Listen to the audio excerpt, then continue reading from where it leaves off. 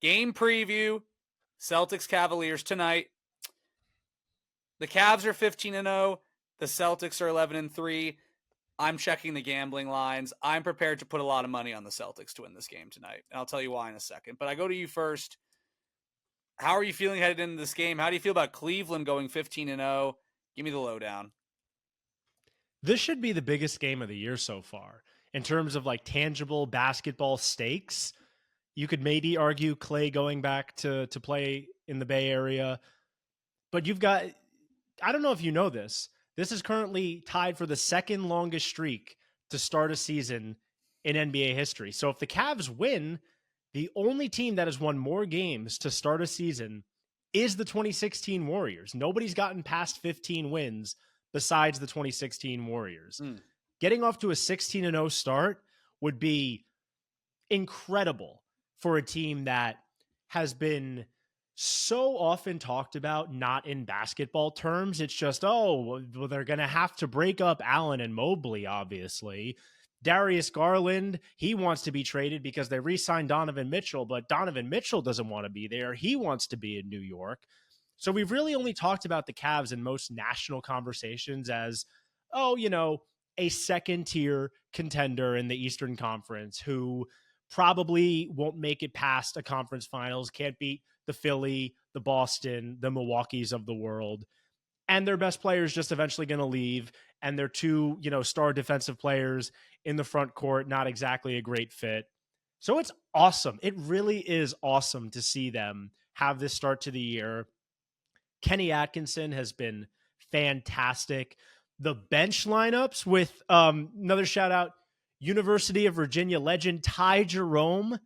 Oh my God, he's been cooking. Ty Jerome, are you kidding me? He has been on an absolute hot streak right now. Dean Wade's played well. George Niang, the most winning player of the 2020s, Not has anymore. been playing well. I think Tatum passed him, but that's man, really? I think so. Damn. But this has been a really, really fun Cavs team to watch. And I think it's in part because it's been a total team effort. Like, this has not been, oh, is Donovan Mitchell an MVP sort of situation. He's played well, but I don't think this has been the best season we've seen from him. We've had a great start to Darius Garland's year, probably the best of his career. Jared Allen's been great. Evan Mobley's been really good. Oh no, what was that? God damn it. Georges Niang does still have the most regular season wins of the 2020s. He is 255. Let's go. Jokic has 249. Tatum has 249. And then fourth, KCP with 237. Wow. Wait a minute. Gotcha. I was right. I had a feeling it was. Two quick funny ones. Eighth. What's going on in Utah? Royce O'Neal. 10th. He's been on good teams. He was on Utah, Phoenix. Yeah, he's been on some good teams. Wasn't Royce O'Neal the reason they were talking about Utah that day? Yeah, I think so. I think it was Royce O'Neal. 10th? Ivica Zubac. Because he plays every game for the Clippers. He doesn't miss time, and the Clippers are usually a pretty good team. Oh, my goodness. And guess who 11th? The 11th most winningest player of the 2020s goes to Tobias Harris. That's interesting. Philly fans, apologize. Now that he's gone, look at your team. But let's go back to this game. I agree with you, Henry. I think it's a great start for Cleveland. This will be an awesome game. Cleveland actually plays the Celtics really well. In their last 7 regular season matchups, going back to the start of 2 seasons ago, the Cavs have won 4, the Celtics have won 3. So it's competitive. The playoffs, they played well against the Celtics. Celtics took care of business, but this is a team that gives the Celtics some trouble, and they play them well. And I was just talking about how the Knicks weren't taking care of business. Cleveland has taken care of business. I want to run through who they've beaten super quickly because I'm not calling them the Cleveland Fraudulars, but I'm just saying the schedule, not the best schedule I've ever seen. So they beat the Raptors. That team stinks. The Pistons, that team stinks. The Wizards, that team stinks. The Knicks, that team's figuring it out. The Lakers, that team is good. The Yeah, Magic, they that are. team is bad at offense. The Bucks, that team stinks. The Bucks, that team stinks. The Pelicans, that team stinks. The Warriors, that was a good win. Beat them by Yeah, 19. and they That's a good win. clobbered the Warriors. They clobbered the I think Warriors. Steph had like 12 points. The Nets, that team stinks. The Bulls, that team stinks. The 76ers, that team stinks. The Bulls, again, that team stinks. And the Hornets, that team stinks. So they've beaten up on the stinky teams, which you're supposed to do. And give credit to Cleveland, a team that has been often maligned the last couple of years, as you said, Henry, and really articulated that well. Kenny Atkinson's done an excellent job there. Good coach, getting the most out of this team. The Boston side of things. The Celtics, in my opinion, have not looked great the last few games. I think they're just kind of bored, and they're getting every team's best effort because the teams are looking at the defending champs and saying, we want them. We want to beat them. There we go. And As he it's rare that readjusts the his Celtics are champion going to hat. find themselves in the hunter position, not the hunted. This is that game. Everyone's talking about Cleveland. Perfect start. Are they the best team in the East? Listen, what did we talk about all offseason? Did the Knicks catch the Celtics? That was all offseason. Game one, what did the Celtics do?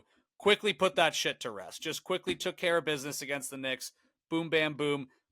One of their better performances so far this year. I think the Celtics actually need this game more than the Cavs. I think the Cavs have shown they're going to be a good team. They're a team that can contend in the East for sure. The Celtics, I think, again, they haven't had the best performances the last couple weeks, had a couple weird losses, couple tight games, haven't looked their best. I think the Celtics need to kind of just be like, yeah, we're still here. The lines have Celtics -4.5. That's a lot of money. I'm intrigued to see if more money goes to Cleveland before tip tomorrow. Before tip tonight. But yeah, like, I think the Celtics are going to, quite frankly, clobber them. I'm taking the Celtics in a clobbering. I really am. Because Wow. I just think Interesting.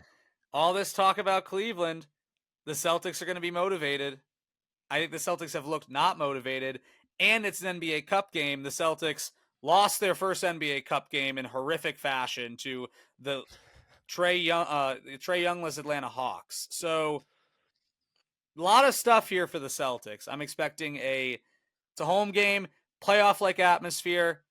I'm very excited, and I think the Celtics are going to kill them, absolutely smoke them.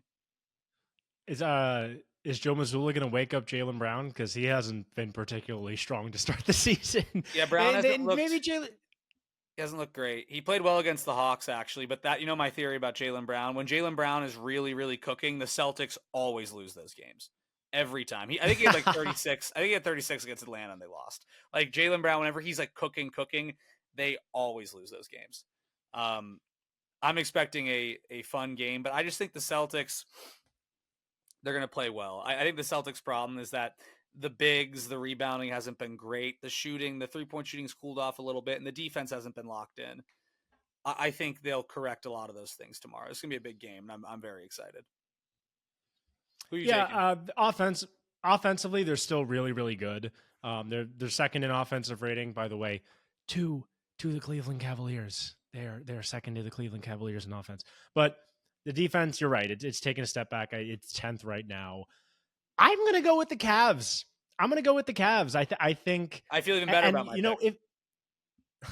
if the Cavs beat the Celtics in this game, if you look at their schedule, they could be looking at 20-0, playing the Boston Celtics again the first day of December, because after this Boston game, they have New Orleans, who is basically just a hospital at this point.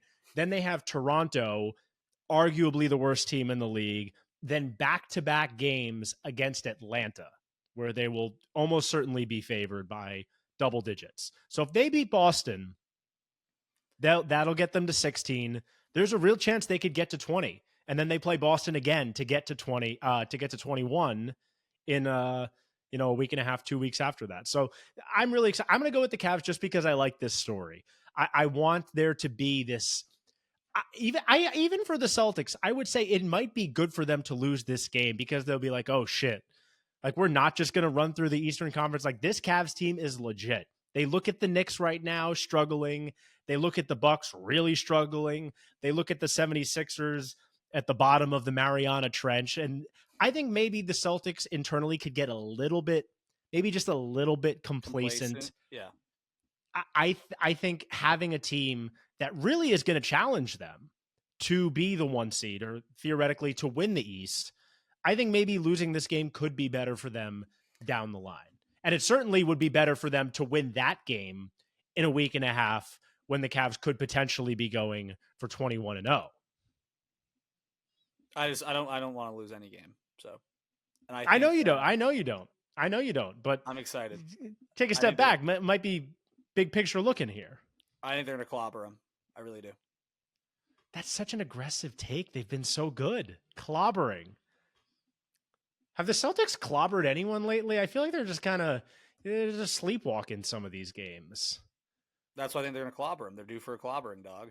Like, they clobbered the Nets. It's clobbering time. Yeah, they barely beat the Raptors on a Jason Tatum traveled on that play, by the way, the last 2-minute report. Jason Tatum traveled. That was the dumbest thing ever.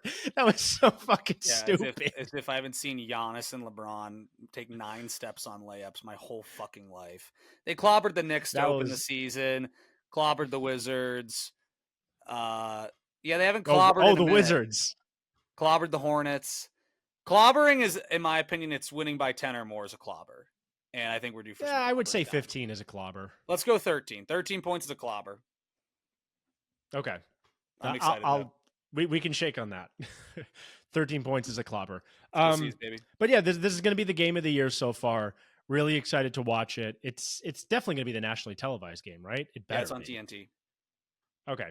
Perfect.